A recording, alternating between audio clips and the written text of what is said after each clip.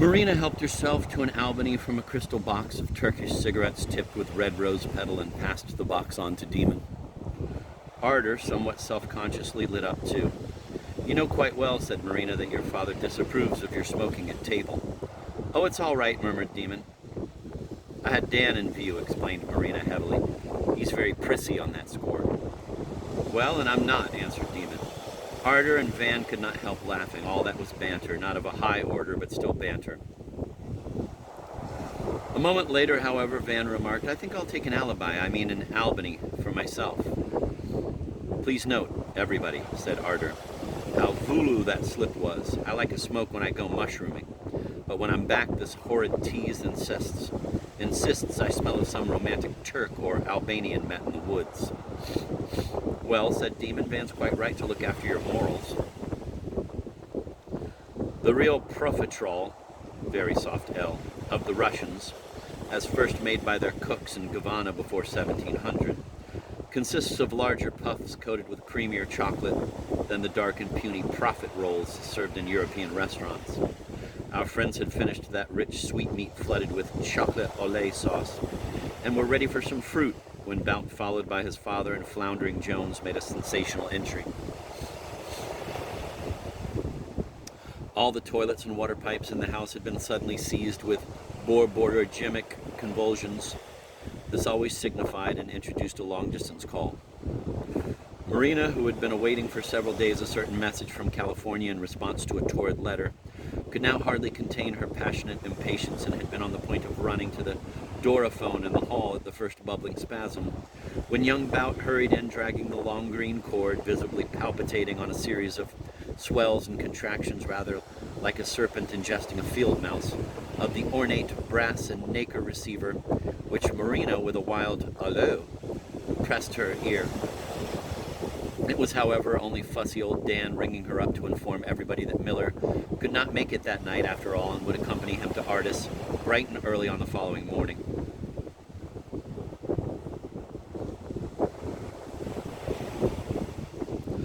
"Early but hardly bright," observed Demon, who was now glutted with family joys and slightly annoyed he had missed the first half of a gambling night in Ladore for the sake of all that well-meant but not quite first-rate food. "We'll have coffee in the yellow drawing-room," said Marina as sadly as if she were evoking a place of dreary exile. "Jones, please, don't walk on that phone cord. You have no idea, Demon, how I dread meeting again, after all those years, that dislikable Norbert von Miller, who has probably become even more arrogant and obsequious, and moreover does not realize, I'm sure, that Dan's wife is me. He's a Baltic Russian," turning to Van, "but really echt Dush, though his mother was born Ivanov or Romanov or something, who owned a calico factory in Finland or Denmark. I can't imagine how he got his barony. When I knew him 20 years ago, he was plain Mr. Miller." "He is still that," said Demon dryly, "because you've got two Millers mixed up. The lawyer who works for Dan is my old friend Norman Miller of the Fainley, Feller, and Miller law firm, and physically bears a striking resemblance to Wilfrid Laurier. Norbert, on the other hand, has, I remember, a head like a Kegelkugel, lives in Switzerland, knows perfectly well whom you married, and is an unmentionable blackguard." After a quick cup of coffee and a drop of cherry liqueur, Demon got up. "Partir c'est mourir un peu, and mourir c'est partir un peu trop. Do tell Dan and Norman I can give them tea and cake any time tomorrow at the Bryant. By the way, how's Lucette?" Marina knitted her brows and shook her head, acting the fond, worried mother, though in point of fact she bore her daughters even less affection than she had for cute Dak and pathetic Dan. "Oh, we had quite a scare," she replied finally, "quite a nasty scare, but now apparently—" "Van," said his father, "be a good scout. I did not have a hat, but I did have gloves. Ask Butelin to look in the gallery. I may have dropped them there. No, stay, it's all right, I left them in the car, because I recall the cold of this flower which I took from a vase in passing." He now threw it away, discarding with it the shadow of his fugitive urge to plunge both hands in a soft bosom.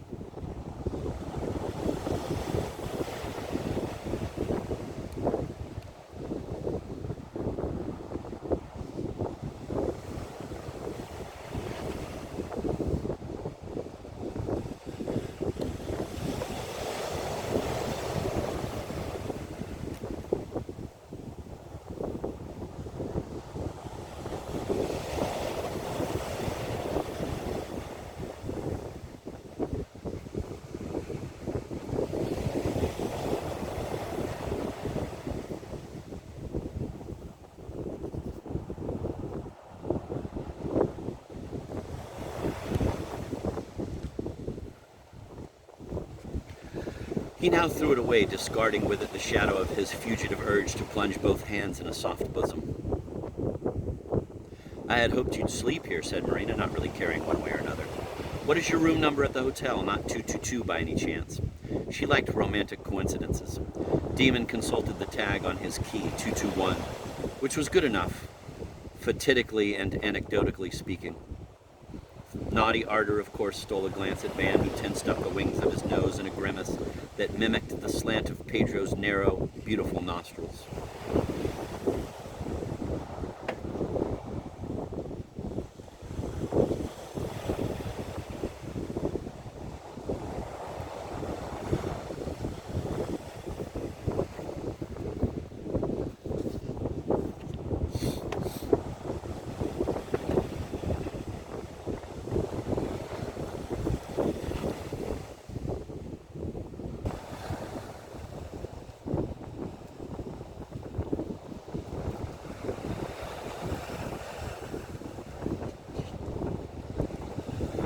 "They make fun of an old woman," said Marina, not without coquetry, and in the Russian manner kissed her guest on his inclined brow as he lifted her hand to his lips.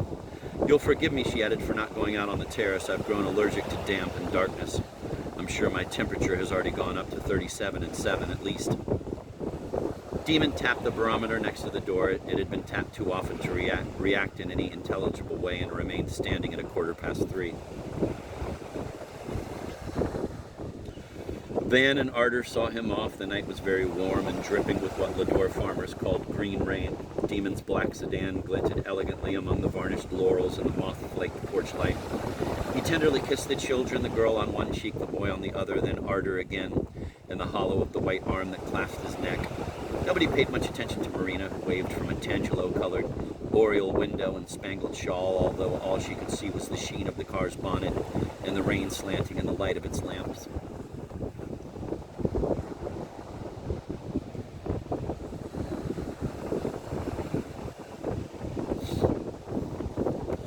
Demon pulled on his gloves and sped away with a great growl of damp gravel.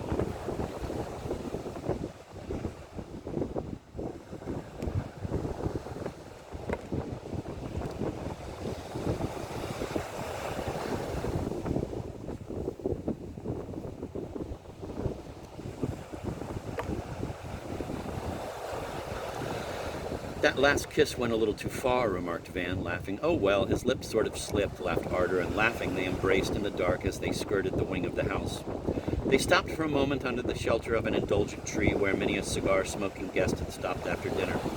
Tranquilly, innocently, side by side in their separately ordained attitudes, they added a trickle and a gush to the more professional sounds of the rain and the night, and then lingered hand in hand in a corner of the latticed gallery, waiting for the lights in the windows to go out.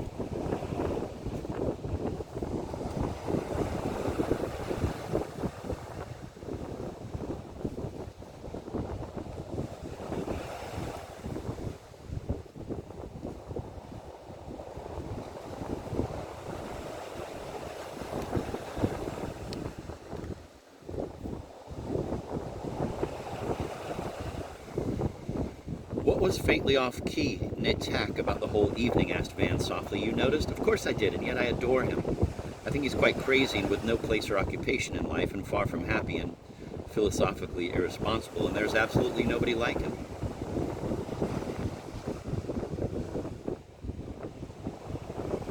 "But what went wrong tonight? You were tongue-tied and everything we said was falshivo. I wonder if some inner nose in him smelled you and me and you. You tried to ask me. Oh, it was not a nice family reunion. What exactly went wrong at dinner?" My love, as if you don't know. We'll manage, perhaps, to wear our masks always, till D do us part. But we shall never be able to marry while they're both alive. We simply can't swing it because he's more conventional in his own way than even the law and the social lice. One can't bribe one's parents, and waiting 40, 50 years for them to die is too horrible to imagine. I mean, the mere thought of anybody waiting for such a thing is not in our nature, is mean and monstrous. He kissed her half-closed lips gently and morally as they defined moments of depth to distinguish them from the despair of passion. Anyway, he said, it's fun to be two secret agents in an alien country. Marina has gone upstairs, your hair is wet. Spies from Terra? You believe in the existence of Terra? Oh, you do. You accept it, I know. I know you. I accept it as a state of mind. That's not quite the same thing. Yes, but you want to prove it is the same thing. He brushed her lips with another religious kiss. Its edge, however, was beginning to catch fire. One of these days, he said, I will ask you for a repeat performance.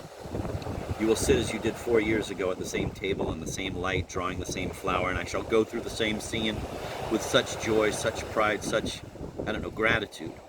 Look, all the windows are dark now. I, too, can translate when I simply have to. Listen to this. Lights in the rooms were going out. Breathed fragrantly the rosy.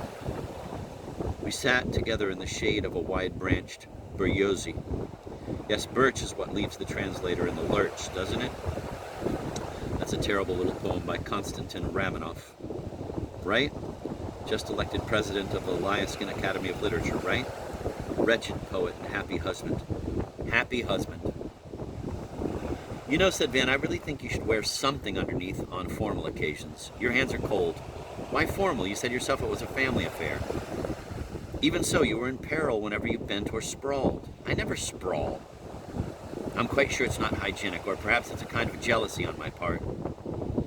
Memoirs of a Happy Chair. Oh, my darling. At least, whispered Ardor, it pays off now, doesn't it? Croquet room? Ou comme ça? Comme ça, for instance, said Van.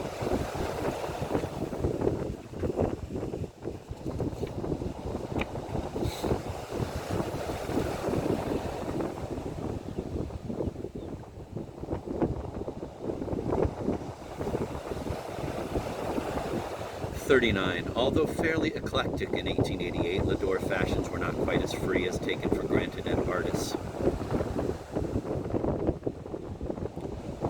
For the grand picnic on her birthday, 16-year-old Ardor wore a plain linen blouse, maize yellow slacks, and scuffed moccasins. Van had wanted her to let her hair down. She demurred, saying it was too long for country comfort, but finally compromised by tying it midway, behind with a rumpled ribbon of black silk. Van's only observance of summer elegances consisted of a blue polo jersey, knee-length gray flannel trousers, and sport creepers.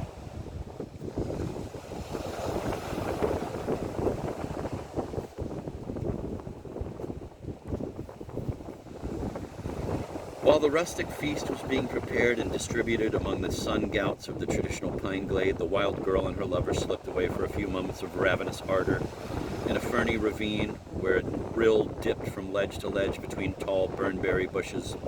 The day was hot and breathless. The smallest pine had its cicada. She said, speaking as a character in an old novel, it seems so long, long ago. Davnim Davno, since I used to play word games here with Grace and 2 other lovely girls. Insect, incest, nicest.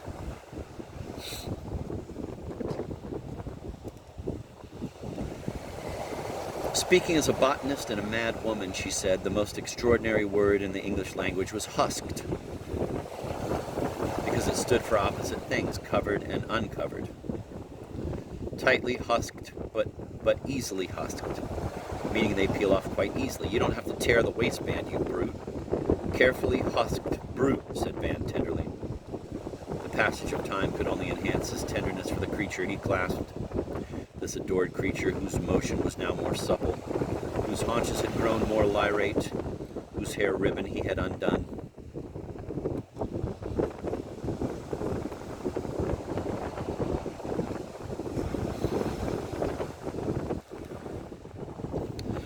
As they crouched on the brink of one of the brook's crystal shelves, where before falling it stopped to have its picture taken and take pictures itself, Van, at the last throb, saw the reflection of Ardor's gaze in the water flash a warning.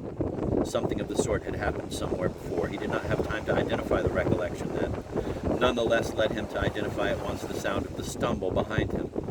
Among the rugged rocks they found and consoled poor little Lisette, whose foot had slipped on a granite slab in a tangle of bushes. Flushed and flustered, the child rubbed her thigh in much overdone agony. Van and Ardor gaily grasped one little hand each and ran Lucette back to the glade, where she laughed, where she flopped, where she made for her favorite tarts awaiting her on one of the unfolded tables. There she husked out of her sweatshirt, hitched up her green shorts, and a squat on the russet ground attacked the food she had collected. Ardor had declined to invite anybody except the Erminen twins to her picnic, but she had had no intention of inviting the brother without the sister. The latter, it turned out, could not come, having gone to New Cranton.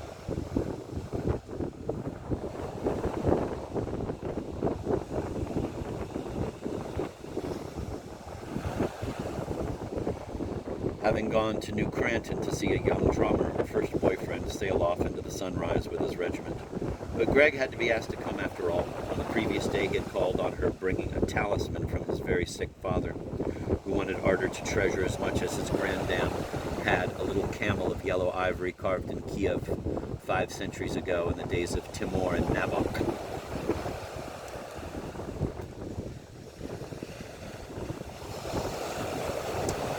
Van did not err in believing that Ardor remained unaffected by Greg's devotion.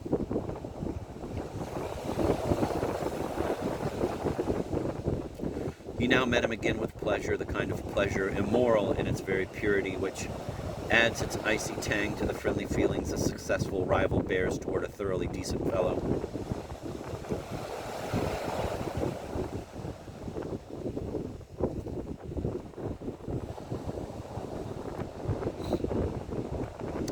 Greg, who had left his splendid new black Silentium motorcycle in the forest ride, observed.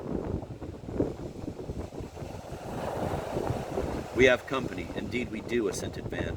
"Tosi, who are they? Do you have any idea?" Nobody had. Rain-coated, unpainted, morose.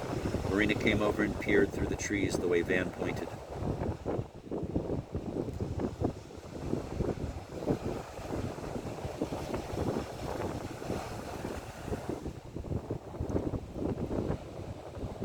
After reverently inspecting the Silentium, a dozen elderly townsmen in dark clothes, shabby and uncouth, walked into the forest across the road and sat down there to a modest calazione of cheese, buns, salami, sardines, and Chianti. They were quite sufficiently far from our picnickers not to bother them in any way. They had no mechanical music boxes with them. Their voices were subdued, their movements could not have been more discreet. The predominant gestures seemed to be ritually limited to this or that fist crumpling brown paper or coarse gazette paper on baker's paper, the very lightweight and inefficient sort, and discarding the crumpled bit in quiet, abstract fashion, while other sad apostolic hands unwrapped the victuals, or for some reason or other wrapped them up again in the noble shade of the pines and the humble shade of the false acacias.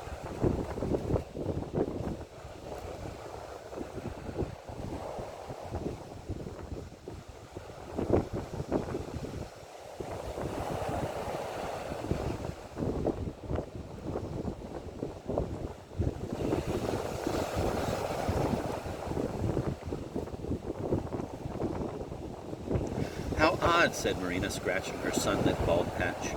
She sent a footman to investigate the situation and tell those gypsy politicians or Calabrian laborers that Squire Veen would be furious if he discovered trespassers camping in his woods. The footman returned, shaking his head. They did not speak English. Van went over. "Please go away. This is private property," said Van in vulgar Latin. French, Canadian French, Russian, Yukonian Russian, very low Latin again. Proprieta privata.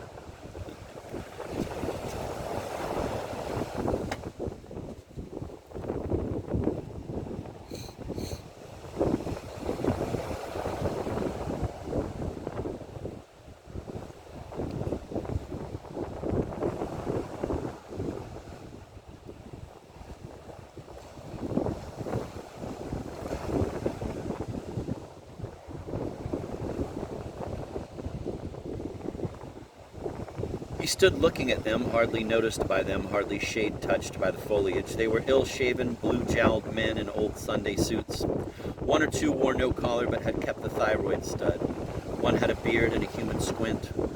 Patent boots with dust in the cracks, or orange-brown shoes, either very square or very pointed, had been been taken off and pushed under the burdocks or placed on the old tree stumps of the rather drab clearing.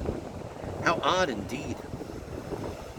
When Van repeated his request, the intruders started to mutter among themselves in a totally incomprehensible jargon, making small flapping motions in his direction as if half-heartedly chasing away a gnat. He asked Marina did she want him to use force, but sweet, dear Marina said, patting her hair, one hand on her hip, no, let us ignore them, especially as they were now drawing a little deeper into the trees.